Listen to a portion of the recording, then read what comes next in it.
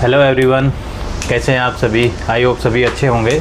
और जो हमने अभी तक का जो हमारा एनवायरनमेंट का चैप्टर हमने जो डिस्कस किया है वो आप लोगों को क्लियर हो गया होगा। अगर अभी भी किसी टॉपिक में या किसी टर्म में किसी वर्ड में आप लोगों को डाउट है जो समझ नहीं आया तो आप हमें एक बार कमेंट सेक्शन में बताइए, हम उसको दोबारा से रिवाइज कर लेंगे। लास्ट क्लास में हमने क्या पढ़ा था, रेन वाटर हार्वेस्टिंग मीन्स जो बारिश का पानी होता है उसको कैसे स्टोर करेंगे। अलग अलग तरीके देखे थे, अलग अलग मेथड देखे थे हमने, और उससे क्या इफेक्ट होते हैं, क्यों स्टोर करना चाहिए, वो सब चीज़ें हमने डिस्कस किया था। आज नेक्स्ट टॉपिक क्या है हमारा, डिफॉरेस्टेशन। डिफॉरेस्टेशन मतलब फॉरेस्ट कम होना, पेड़ों की कटाई होना को क्या बोलते हैं, deforestation. The conversion of forest to another land use or the long-term reduction of the tree canopy cover below the 10% threshold is called deforestation। ये जो डेफिनेशन है, ये एक स्टैंडर्ड डेफिनेशन है। अब इसको हम समझते हैं अपने सिंपल लैंग्वेज में कि डिफॉरेस्टेशन होता क्या है। कन्वर्जन ऑफ फॉरेस्ट मीन्स जो फॉरेस्ट है, कन्वर्जन ऑफ फॉरेस्ट किसमें, जो फॉरेस्ट है, जो हमारे जंगल हैं, उसका किस चीज़ में कन्वर्जन करना, टू अनदर लैंड। मतलब जो हम अभी जंगल हैं, हमारे घने जंगल हैं, उनकी कटाई करके, पेड़ों की कटाई करके उसको क्या करना, दूसरे हमारे ज़मीन में उसको कन्वर्ट कर लेना, उसको बदल लेना। मीन्स पेड़ों को कटाई करके वहाँ पे बहुत सारी चीज़ें की जा सकती है, जैसे माइनिंग करते हैं पेड़ों की कटाई करके, घर बनाते हैं या फिर अलग अलग तरह की खेती करते हैं। ये सब क्या है, डिफॉरेस्टेशन का एक रूप है।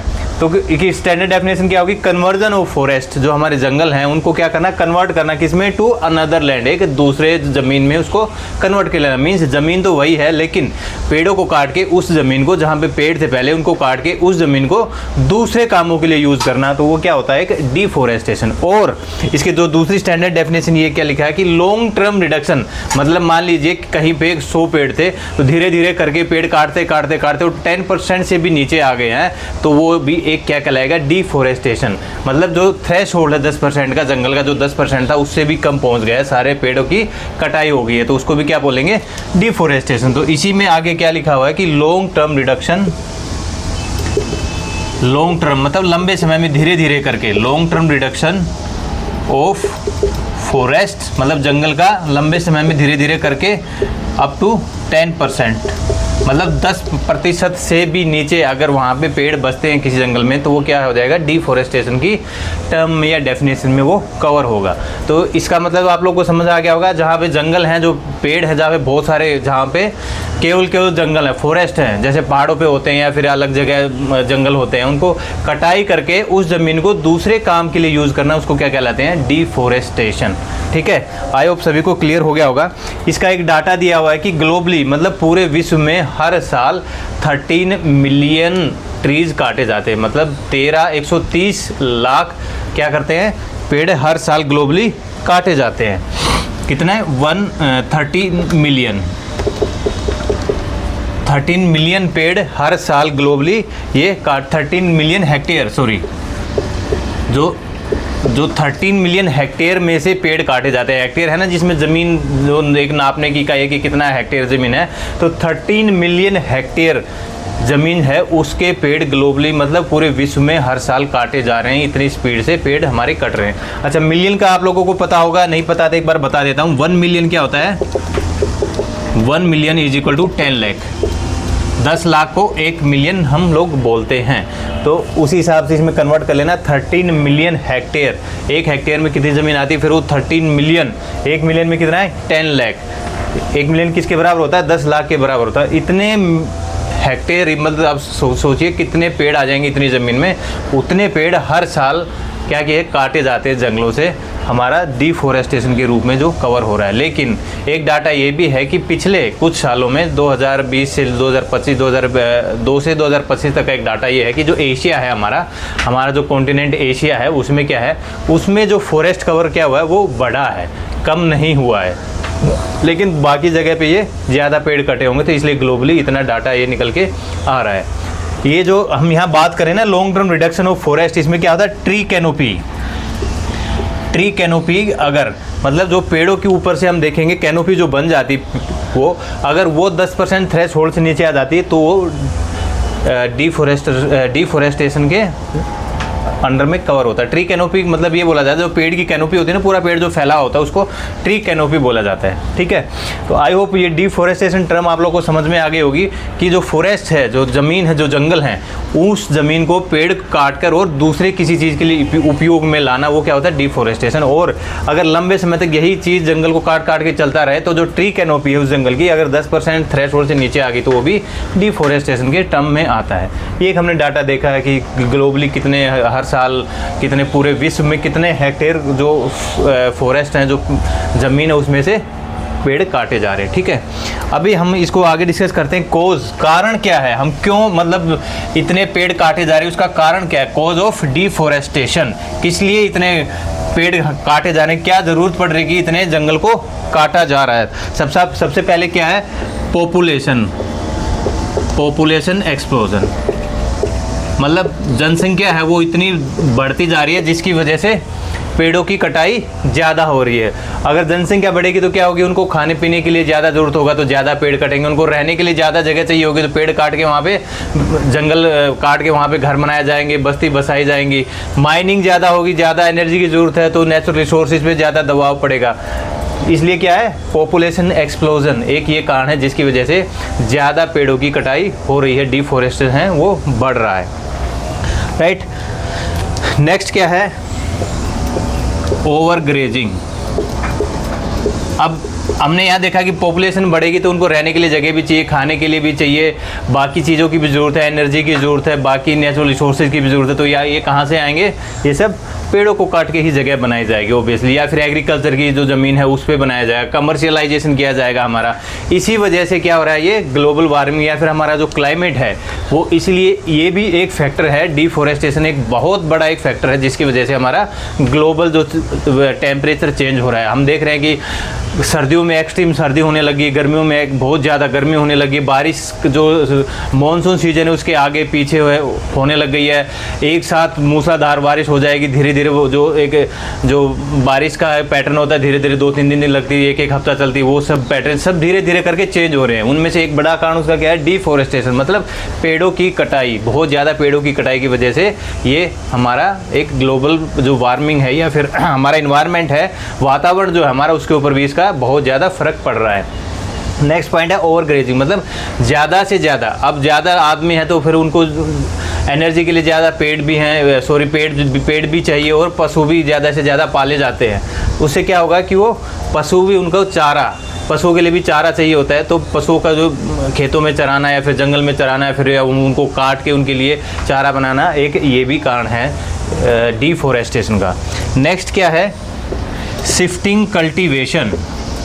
आप लोगों ने सुना होगा झूम कल्टीवेशन, उसका ही नाम है ये शिफ्टिंग कल्टीवेशन। मतलब जो हमारे कुछ राज्यों में, खासकर नॉर्थ ईस्ट, जो हमारे पूर्व के राज्य हैं, उत्तर पूर्व के राज्य हैं, उनमें क्या होता है कि एक जगह पे कुछ जंगल को साफ कर लिया, वहाँ पे खेती की, 2-4 साल वहाँ खेती की, उसके बाद वहाँ की उपजाऊ जो मिट्टी है वो उपजाऊ क्षमता उसकी थोड़ी कम हो गई, और फिर दूसरा क्या करेंगे, इस ज़मीन को छोड़ देंगे, इसको छोड़ के दूसरी जगह चले जाएंगे, वहाँ पे पेड़ों की, जंगलों की कटाई करके वहाँ पे खेती करने लग जाएंगे। इसको हम बोलते हैं झूम कल्टीवेशन और शिफ्टिंग कल्टीवेशन। मतलब एक जगह को शिफ्ट कर रहे हैं यहाँ पे, जैसे अभी हमारे यहाँ नॉर्थ में या फिर हमारे साउथ में या मिडल में जो हमारे कंट्री में नॉर्मल कल्चर क्या है, जिसके पास जो ज़मीन है वो उसी पे खेती करता है, जंगल को काट के आज यहाँ आज वहाँ नहीं करते हैं, जिसके पास जो ज़मीन है उसी पे खेती करते हैं अपनी अपनी। लेकिन नॉर्थ ईस्ट में जो हमारे उत्तर पूर्व के जो हमारे राज्य हैं, 6-7 राज्य हैं, उनमें क्या होता है, बहुत सारे जंगल हैं, वहाँ पे बहुत सारी नदियाँ हैं, पहाड़ हैं, बहुत सारे जंगल हैं वहाँ पे मोस्टली ये शिफ्टिंग कल्टीवेशन पाया जाता है। इवन उड़ीसा, झारखंड, छत्तीसगढ़ में भी बहुत सारे जंगल हैं, वहाँ पे भी ये चीज़ देखने को मिलती है, जहाँ पे अंदर बिल्कुल जहाँ पे जंगली जंगल है, वहाँ पे जो जनजातियाँ रहती हैं वो क्या करती हैं, एक जगह उन्होंने कुछ ज़मीन साफ की, वहाँ पे खेती की 2-4 साल वहाँ पे, उसके बाद में क्या करेंगे, उसकी खेती की उर्वरकता क्षमता कम हो गई तो क्या कर लेंगे, इसको छोड़ देंगे, दूसरी जगह पे जाके उसको पेड़ों को काट के। और ये बहुत बड़े मात्रा में एक आदमी खेती नहीं करता है कि थोड़ी थोड़ी ज़मीन पे करते हैं, सभी छोटी छोटी फैमिली है तो थोड़ी थोड़ी वो करते हैं, इस प्रकार से वो लोग ग्रुप में रहते हैं और इस प्रकार से वो खेती करते हैं। तो इसको क्या बोलते हैं, शिफ्टिंग कल्टीवेशन या फिर झूम कल्टीवेशन भी बोलते हैं इसको,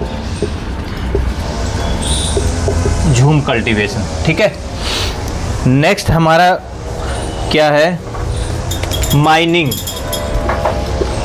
जैसे मैंने पहले भी बताया था माइनिंग किस चीज़ की करते हैं? खनन की करते हैं। बहुत सारे जो हमारे मिनरल्स निकलते हैं, जैसे कि हमारा सोना है, कोयला है, या फिर जो हमारे लोहे के जितने भी मिनरल्स है वो सब कहाँ पाए जाते हैं? ज़मीन के अंदर पाए जाते हैं। नेचुरल रिसोर्सेज जैसे कि फिर कोल भी हो गया है, तेल भी है, तो वो सब क्या है, उनकी ज़्यादा से ज़्यादा माइनिंग करनी पड़ती है। ज़्यादा पॉपुलेशन है, ज़्यादा एनर्जी की ज़रूरत है, सबको डेवलपमेंट करना है, तो ज़्यादा से ज़्यादा इंफ्रास्ट्रक्चर डेवलप है, वहाँ पर ज़्यादा से ज़्यादा आयरन का जैसे यूज़ होगा, सीमेंट का यूज़ होता है, तो उनको पहाड़ों को या फिर ज़मीन की खुदाई में माइनिंग करके वहाँ से वो सब चीज़ें निकाले जाते हैं। तो इससे क्या हो रहा है? पेड़ों को काट के, जंगलों को काट के, जहाँ पे माइनिंग, जहाँ पे वो अगर पहले चेक किए जाते हैं, सर्वे किया जाता है, अगर वहाँ पे वो चीज़ मिनरल्स वो वहाँ पे मिल जाते हैं धरती के अंदर अगर हैं, चेक करने के बाद, तो क्या करेंगे? पेड़ों की तो कटाई ओबियसली होगी ही, उसके बाद ही वो ज़मीन से निकाले जाएंगे। तो एक कारण ये भी है किसका? डिफॉरेस्टेशन का, जंगल का कम होने का। नेक्स्ट क्या है?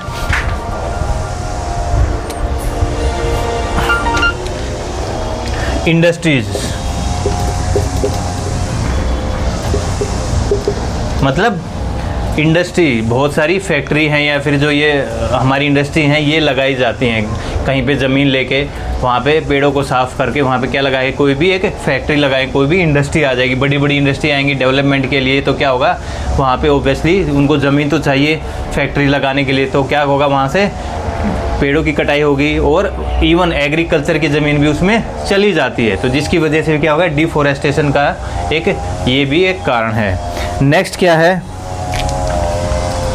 ट्रांसपोर्ट प्रोजेक्ट, जो बड़े बड़े हमारे ट्रांसपोर्ट प्रोजेक्ट हैं, मतलब जो बड़े बड़े हमारे सड़क बनते हैं, बड़े बड़े रेल बनते हैं, बड़े बड़े पुल बनते हैं, जो आपने देखा होगा 6 लेन का हाईवे दिल्ली से मुंबई का, फिर जो हमारा भारतमाला प्रोजेक्ट है उसमें कितने बड़ी बड़ी चौड़ी चौड़ी सड़कें हैं। अभी आप देख लीजिए, जैसे नया थोड़े दिन पहले दिल्ली देहरादून से नया एक हाईवे बनाया, वो तो क्या है? पूरा रास्ता वो साफ़ किया गया, उसमें जितने भी पेड़ थे ओबियसली वो तो काटे ही, और कुछ खेती की ज़मीन भी उसमें गई है। तो ये भी कारण है, जो बड़े बड़े ट्रांसपोर्ट के प्रोजेक्ट है, रेल की लाइनें बिछ रही हैं, बड़े बड़े रोड बन रहे हैं, उसके लिए क्या चाहिए? हमें ज़मीन चाहिए, और ज़मीन क्या चाहिए? वो क्लियर चाहिए। तो उसमें क्या होता है? मैक्सिमम जो पेड़ पौधे हैं वो सब के सब काट दिए जाते हैं, उसके बाद वो वहाँ पे कोई भी सड़क या रेल का जो प्रोजेक्ट है वो वहाँ पे निकलता है। तो एक ये भी कारण है जिसकी वजह से क्या होता है? हमारे पेड़ों की कटाई हो रही है। नेक्स्ट है हाइडल प्रोजेक्ट, मतलब जो बांध बनाते हैं, जो नदियों के ऊपर बांध बनाते हैं, फिर पानी से उसे क्या करते हैं? बिजली की भी हम बिजली भी बनाते हैं उससे, और पानी रोक के उसको बाद में नदियों के द्वारा, छोटी नहरों के द्वारा जो सप्लाई किया जाता है, तो वो भी बहुत बड़े जगह पे क्या चाहिए होती है? बहुत बड़ी ज़मीन चाहिए होती है उसके लिए। तो ये जो बड़े बड़े हमारे प्रोजेक्ट है, हाइडल प्रोजेक्ट्स हैं, इनमें भी क्या होता है? फॉरेस्ट की बहुत ज़्यादा कटाई होती है, पेड़ों की बहुत ज़्यादा नुकसान होता है। ठीक है, और मेन तो हमारे यही हैं। और एक और टूरिज़्म, कहीं कोई एरिया टूरिज़्म के लिए डेवलप करना है टूरिस्ट के लिए, तो वहाँ पे भी क्या होगा? पेड़ों की कटाई करके उस चीज़ को बनाया जाएगा, वहाँ पे संवारा जाएगा अच्छा दिखने के लिए। तो ये भी एक कारण है। और भी बहुत सारे कारण हो सकते हैं छोटे छोटे, जिसके कारण से पेड़ों की कटाई हो रही है, लेकिन ये क्या है? मुख्य कारण ये हैं जिनकी वजह से पेड़ों की कटाई हो रही है।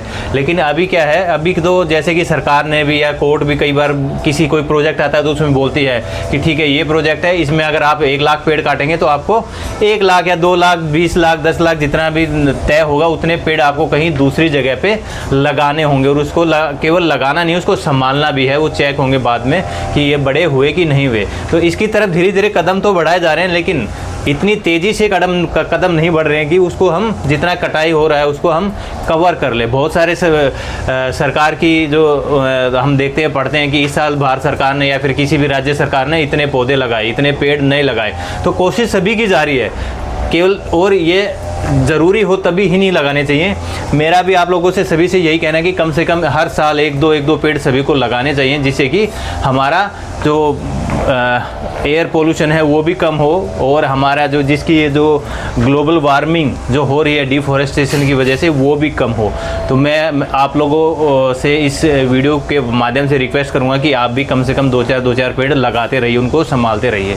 आई होप आप लोगों को डिफॉरेस्टेशन समझ में आ गया होगा, इसके क्या क्या कारण है ये भी समझ में आ गया होगा। अब हम इसका क्या करेंगे, हम नेक्स्ट क्लास में इसके इफेक्ट्स पढ़ेंगे कि इसकी वजह से क्या क्या चीज़ें हो रही हैं, क्या नुकसान हो रहे हैं। जैसे हमने आज डिस्कस किया ना कि टेम्परेचर कम ज़्यादा बारिश, ये सब चीज़ें नेक्स्ट क्लास में हम इसके इफ़ेक्ट्स के बारे में पढ़ेंगे। आज हमने क्या पढ़ा, कारण, कोस, उसके क्या कारण हैं, क्यों पेड़ काटे जा रहे हैं, इन कारणों से पेड़ काटे जा रहे हैं और उनका क्या प्रभाव पड़ेगा, वो हम नेक्स्ट क्लास में उसको डिस्कस करेंगे।